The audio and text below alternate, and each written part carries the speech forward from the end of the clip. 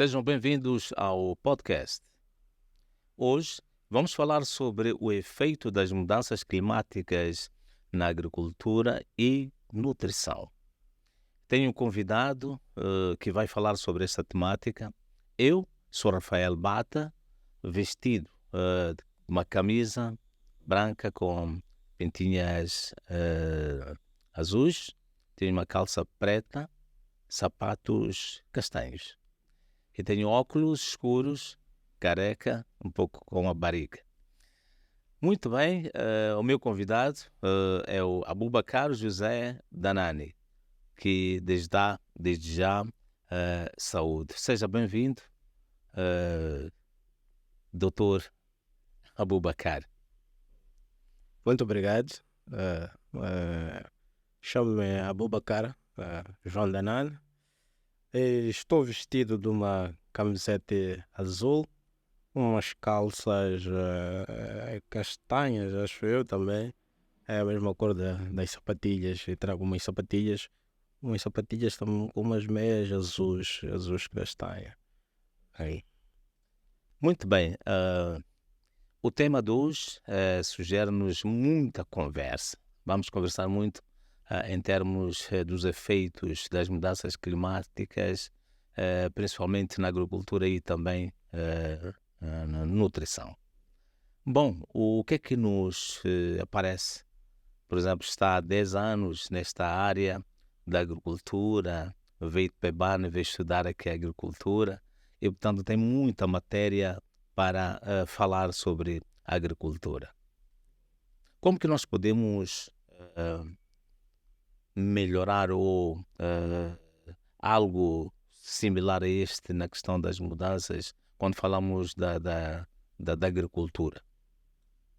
Bom, primeiro isto que é importante para os nossos pessoas que nos veem, que nos ouvem, se calhar é caracterizar como é que é nesse sistema da agricultura em Moçambique, né? Então, o nosso sistema é mais um sistema de sequeiro, onde temos, grosso modo, dos pequenos produtores familiares. Quer dizer, são aqueles que produzem, em grosso modo, para a sua subsistência, nesse caso, para a sua alimentação. Então, este é um setor muito importante, nesse caso, porque já diz que a agricultura é a base de desenvolvimento. Então, sendo a base de desenvolvimento, demonstra porque que, grosso modo, das pessoas estão no setor da agricultura. Apesar dessa importância toda, ele tem muitos desafios porque está diretamente dependente do clima. Sim. Então, toda alteração climática que for a surgir para o nosso contexto moçambicano vai impactar no setor da agricultura, tanto positiva como negativa, né? Obviamente.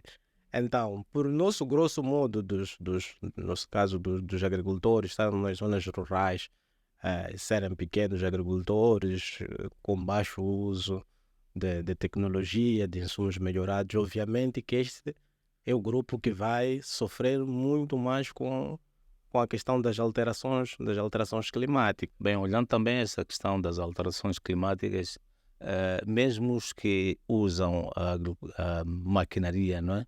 Mas quando têm esses efeitos climáticos, também têm sofrido, olhando principalmente aqueles que têm nas margens dos rios, né?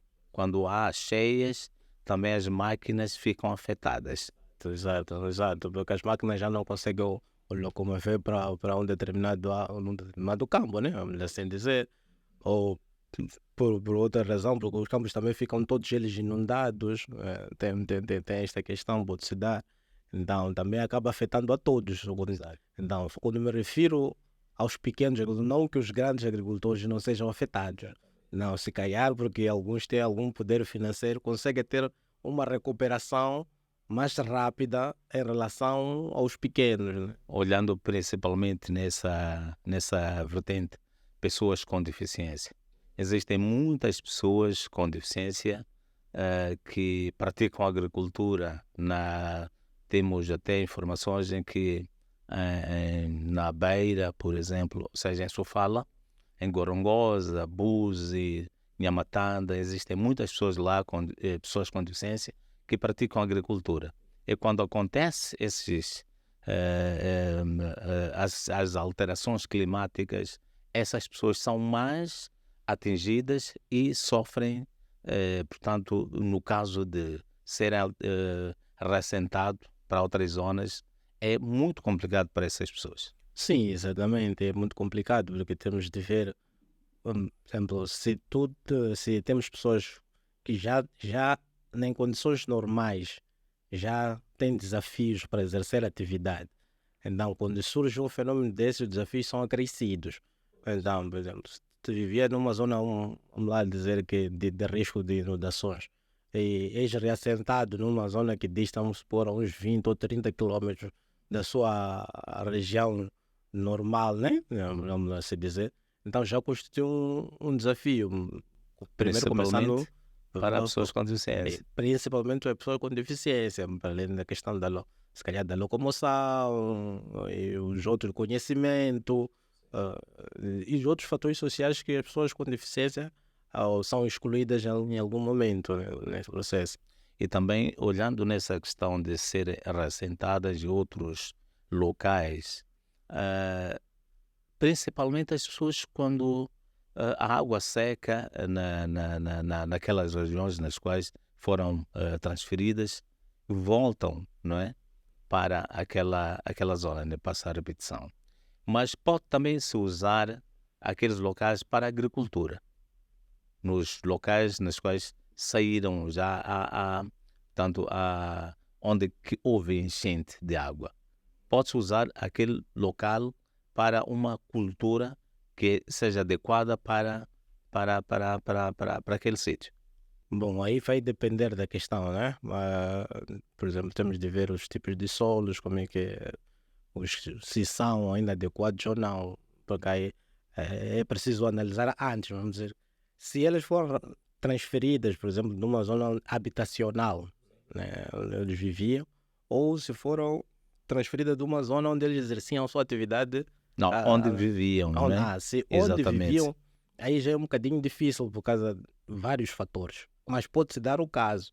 Há pessoas que vivem, por exemplo, na redondeza, depois numa zona, e nas redondezas fazem a sua atividade de subsistência, vamos dizer, a agricultura. Então, quando são reassentadas e aquelas terras são produtivas, então quando eles são reassentados numa outra região, tem casos em que as terras, por exemplo, que são atribuídas para a questão da produção agrícola, se calhar tem aquele sentimento que não produz efetivamente como nas suas terras anteriormente, onde eles viviam. Então, a tendência desse grupo é voltar para aquelas suas zonas onde eles viviam, porque é para exercer essa atividade agrícola que eles já exerciam exato lá e tinham algum sucesso, né?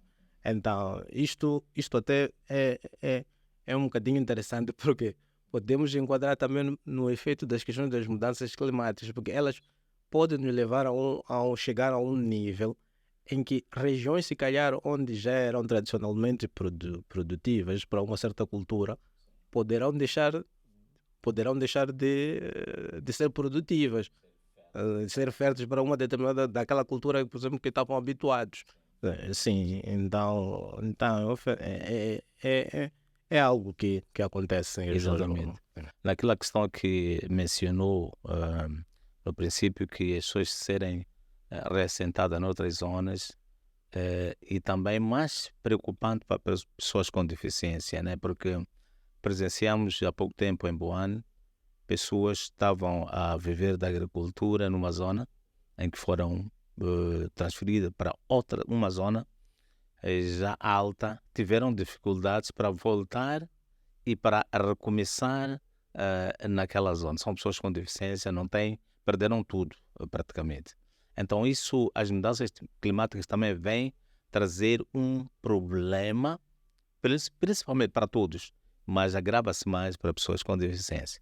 Obviamente, claramente, porque aí já é um transtorno, porque a pessoa já tinha um desafio que era para garantir o seu meio de subsistência, nesse caso que era praticar a sua atividade agrícola, que lhe dê alguma alimentação, mas agora é transferida para uma região, aquilo que me dizia antes, que já não tem aquelas condições.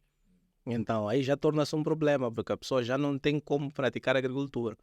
Então, para as pessoas com deficiência, é ainda mais agravado. Primeiro, por causa da questão da mobilidade.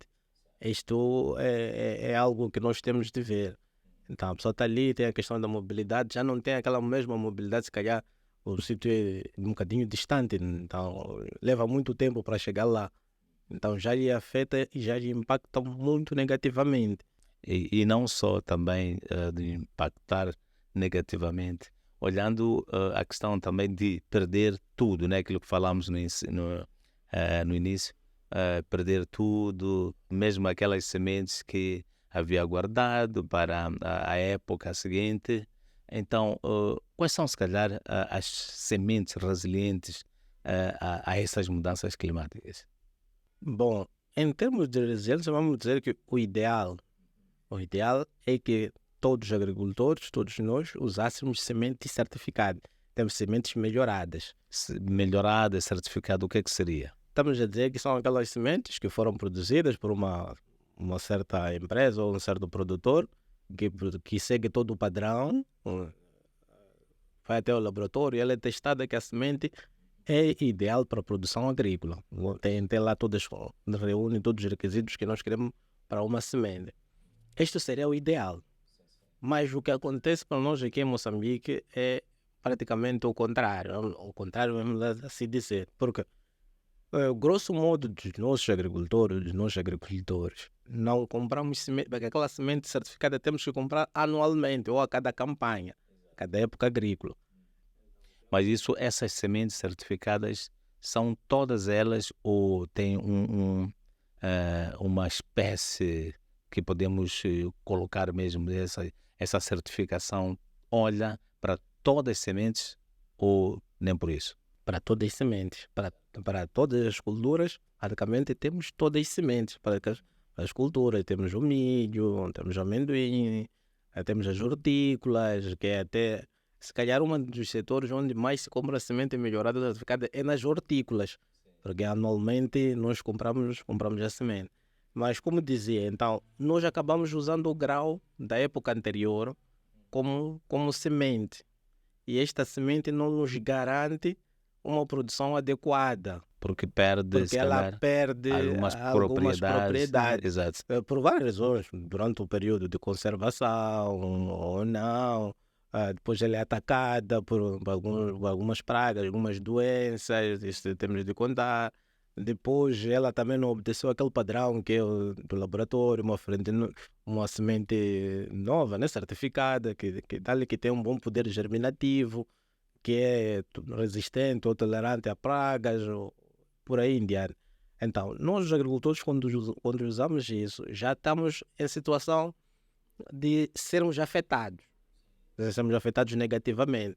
Então, por exemplo, numa cultura hipotética qualquer, se este ano num hectare eu tenho uma tonelada por hectare, e eu guardo parte desta semente, entre aspas, né? É um grau que eu vou fazer de semente, eu vou usar este grau como semente na época seguinte. Então, na campanha seguinte, eu já não uso aquela semente e já não vai me dar uma tonelada. Então, ela pode me dar 800 quilos, pode me dar 700 quilos, dependendo das condições em que ela foi conservada, né? Obviamente, mas definitivamente não vai me dar aquela quantidade, aquela qualidade, principalmente a qualidade do produto que eu quero, que vai impactar na nutrição. Sim. Exato. Bem, ao falar mesmo da nutrição, o que é que mesmo o que é que se pode comer, né? Porque quando falamos da nutrição é a forma como nós devemos nos alimentar, né? Olhando estamos nas cheias, todo mundo já não come algo de qualidade. Porque é aquilo que nós tivemos, perdeu-se tudo, certamente, aqui na nutrição. Como que nós podemos ter um espaço de seguir à risca aquilo que é a nutrição? Bom, aí é uma questão ainda mais desafiante. Mais desafiante porque mesmo antes já temos esta questão do desafio, já existe esse desafio. Por isso é que temos, se calhar, casos em que temos desnutrição ainda um bocadinho com níveis um bocadinho altos, exato. Porque já, às vezes, não é porque nós produtores não produzimos, se calhar, os alimentos essenciais para que tenhamos uma dieta equilibrada. Às vezes, não estou a dizer todas as situações, mas onde é que pecamos? Pecamos na altura de confeccionar esses alimentos. Eu vou dar aqui um exemplo. Eu já fui a uma comunidade, chego lá, uma comunidade que produz muito, olha, muito. Ele tinha de tudo, desde abóboras, folhas de mandioca, feijões, ah, milho, produziam tudo. Depois tinha ali a parte pecuária, com gado, bovino, caprino, ovino, tinha lá pequeno galinha e tal, tudo mais. Tá, condições minimamente para ter uma dieta equilibrada. Mas nesta comunidade, acredito, Orfeu, a alimentação que eu presenciei foi uma caracata, como se diz lá na zona Caracata, em ok. Nampula, Pois, pois. uma chima de farinha de mandioca com um peixe seco. Top.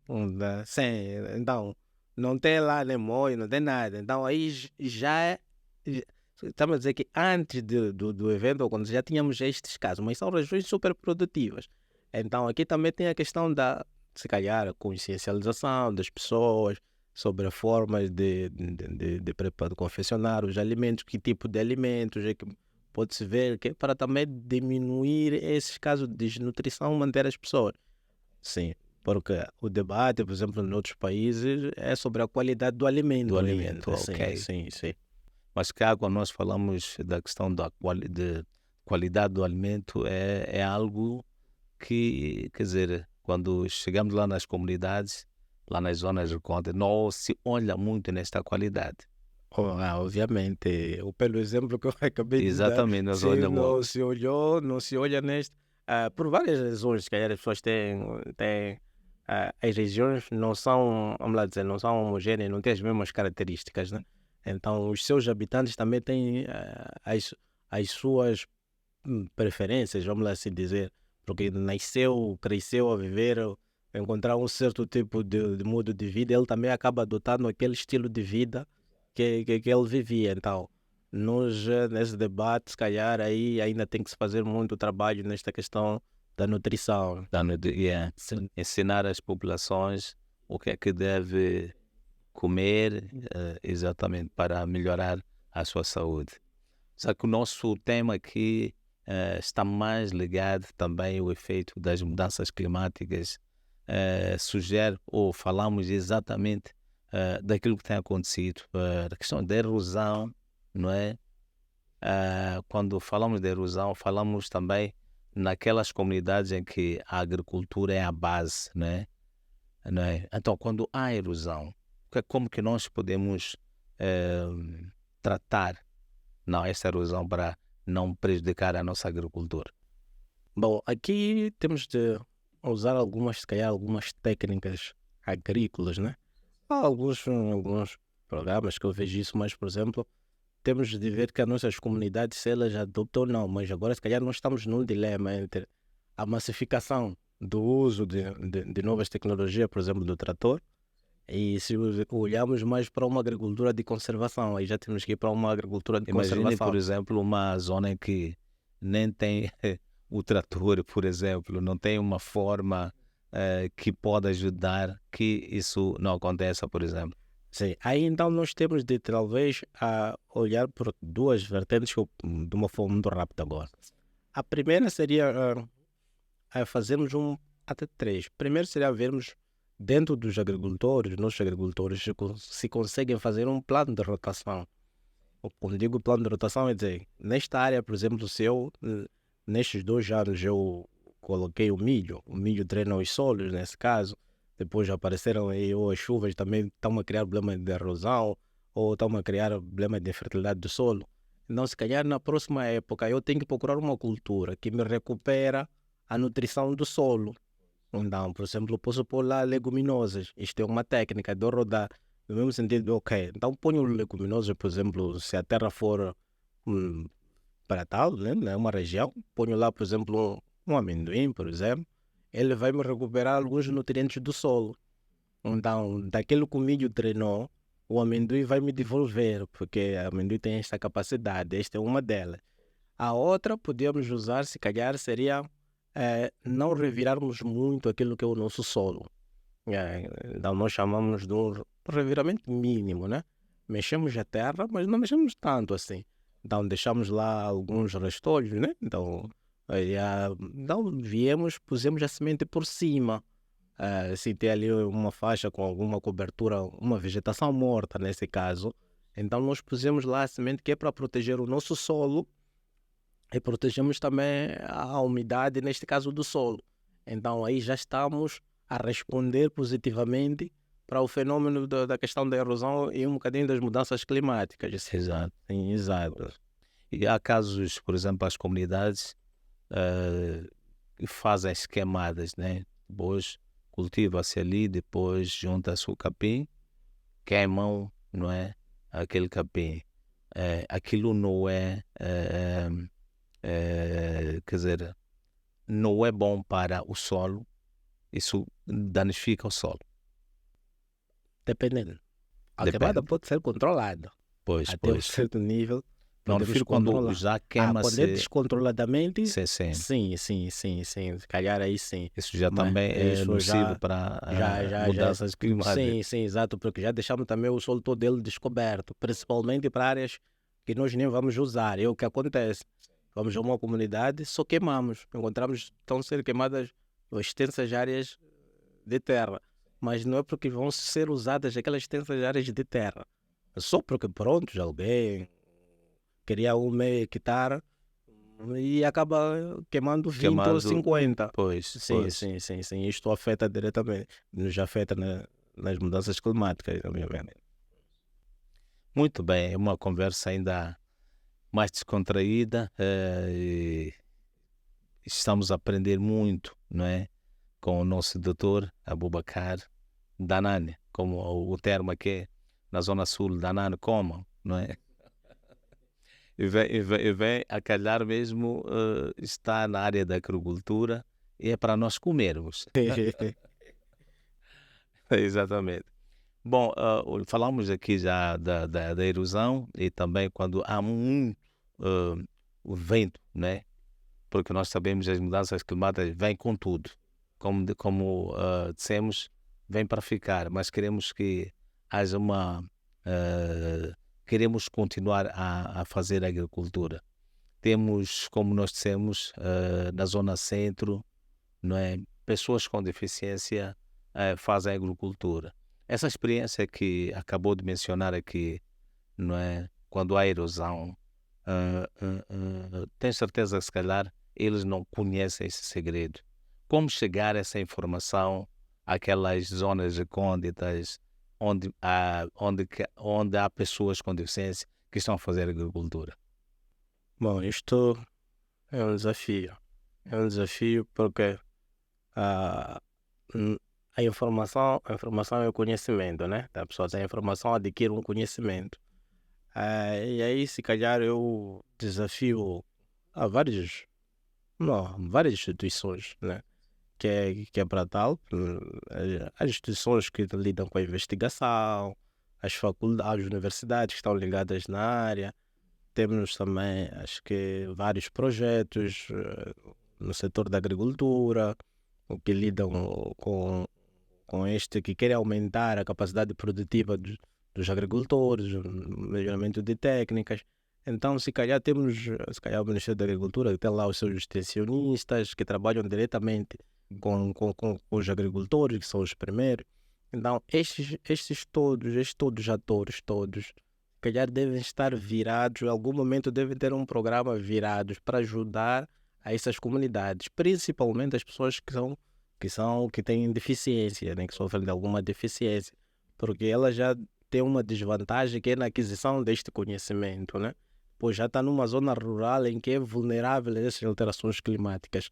Então, a algum momento eu acho que deve-se criar esses mecanismos para que elas tenham acesso a este conhecimento para poder reagir de forma tempada, né? De forma tempada, sim. Porque é importante mesmo, porque é um conhecimento, ou seja, é uma técnica que as pessoas, principalmente pessoas com deficiência, deviam usar para proteger a terra, né, na qual estão a produzir. Sim, exato, exato. Não só porque, se calhar, mesmo em algumas situações, já os programas, as pessoas às vezes não estão muito viradas para as pessoas que trabalham, que têm alguma deficiência. Em algum momento elas sofrem dessa exclusão, que não são inclusas, né? Nesses processos de ensino. Fez agora. Então, é muito importante nós falarmos disto, porque o conhecimento é muito importante. Olhando para pessoas com deficiência, há aquela falta de informação, não é? Esses segredos todos é que muitos deles não conhecem. Aquilo que falou há pouco, não é? Naquelas comunidades em que tem tudo ali, mas não tem aquele conhecimento, ainda continua com o peixe seco, né?